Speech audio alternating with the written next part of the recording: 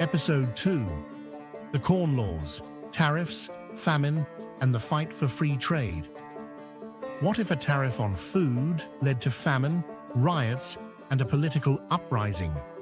That's exactly what happened in 19th century Britain. It wasn't a natural disaster, it was policy. These were the Corn Laws, and they became one of the most controversial trade policies in British history. Chapter 1: Background context. After the Napoleonic Wars, Britain was trying to stabilize a fragile economy. In 1815, Parliament passed a set of laws that placed steep tariffs on imported grain, known as corn, in Britain at the time. The goal? To protect British landowners by keeping cheap foreign grain out. But the cost was passed on to ordinary people, especially the urban working class. Chapter 2: Economic consequences. Food prices soared. Bread, a basic staple, became unaffordable for millions. Meanwhile, wages stagnated, and the aristocrats who owned land, they made a fortune. This wasn't just a tariff, it was a policy that prioritized the wealthy few over the struggling many. Chapter 3: Political backlash. Public outrage grew. In 1838, a movement was born, the Anti-Corn Law League. Businessmen, laborers, and reformers joined forces to demand repeal.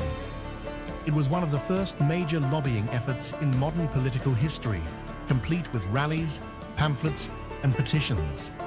Chapter 4: Crisis and Repeal. But it wasn't until tragedy struck that Parliament listened. In 1845, the Irish Potato Famine began.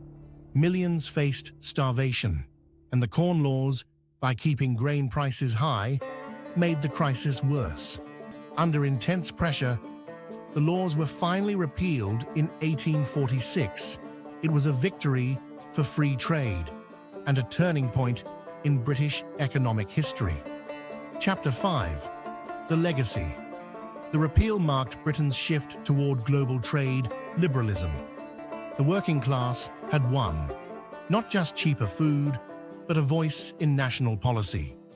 And the idea that protectionist tariffs could backfire became a lesson economists would study for centuries. Chapter 6: Modern Parallels. Today, tariffs are back in headlines.